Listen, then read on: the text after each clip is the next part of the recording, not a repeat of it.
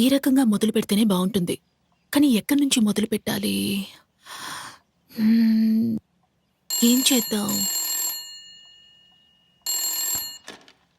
Hello hello, మీరెవరు?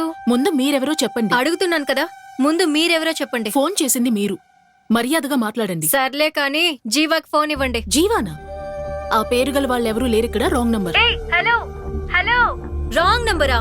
హే, నేను correct అయిన నంబర్ కే కాల్ చేశాను. మీరు ముందు జీవాకి ఫోన్ ఇవ్వండి. మీకేమైనా పిచ్చా? ఆ పేరు గల వాళ్ళు ఇక్కడెవరూ లేరండి. పిచ్చి పట్టింది నాకు కాదు, మీకే. ముందు జీవాకి ఫోన్ ఇవ్వండి. రాంగ్ నంబర్ అని చెప్పినా మళ్ళీ మళ్ళీ అదే మాట అంటున్నారు. మీకసలు కామన్ సెన్స్ అనేదే లేదా? అయ్యో, నాన్ సెన్స్.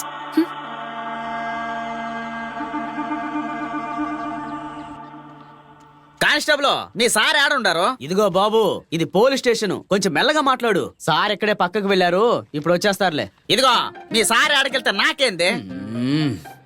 చూడ్డానికి ఎంతున్నాడు, ఎలా మాట్లాడుతున్నాడు చూడు. సామే, నేనెవరో తెలుసా? ఈ ఊరికి పేల్వాన్ని. మా అమ్మ కనిపించకుండా పోయి 4-5 రోజులు అవుతుంది. బతికుందో లేదో కూడా తెలీదు. ఆస్తంతా ఆమె పేరు మీదే ఉందయ్యా. దేవుడా, నీకు నమస్కారం. మీ అమ్మ ఎక్కడికి వెళ్ళిందో మాకు కూడా తెలియదయ్యా. మా అమ్మ చచ్చిపోయినా పర్వాలేదయ్యా. ఆమె బొట్టనేలు దొరికితే చాలు. ఆ బొట్టనేలతో వేలు ముద్రేసి ఆస్తంతా లాగేసుకుంటాను.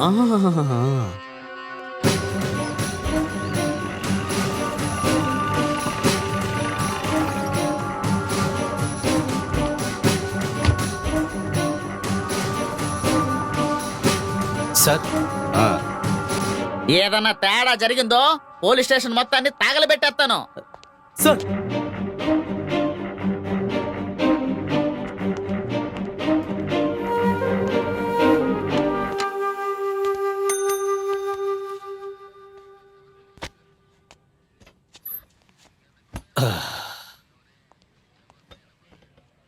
ఎవరండి అతను? చూడ్డానికి ఎండిపోయిన చేపలా ఉన్నాడు, ఓవర్గా ఆడుతున్నాడు. ఏంటంటే వాడికి? సార్ అదే సార్, అడుగుదారిలో ఒక లేడీ కనిపించకుండా పోయిందే, ఆవిడ కొడుకే సార్ అతను. ఏమండి, ఆవిడ గురించి డీటెయిల్స్ కలెక్ట్ చేయమన్నాను కదా, ఏమైంది? ఆవిడ గురించి ఎంత విచారణ తెలియడం లేదు సార్. ఆవిడ ఆ తోటలోనే పనిచేసేది సార్. అదే చోట 4 కనిపించకుండా పోయారు ఆవిడతో పాటు సార్. ఎంత వెతికినా, ఎంత ఎంక్వైరీ చేసినా చిన్న క్లూ కూడా దొరకలేదు సార్. సరే సరే, ఆ 4 కేసుల ఫైల్స్ తీసుకురండి.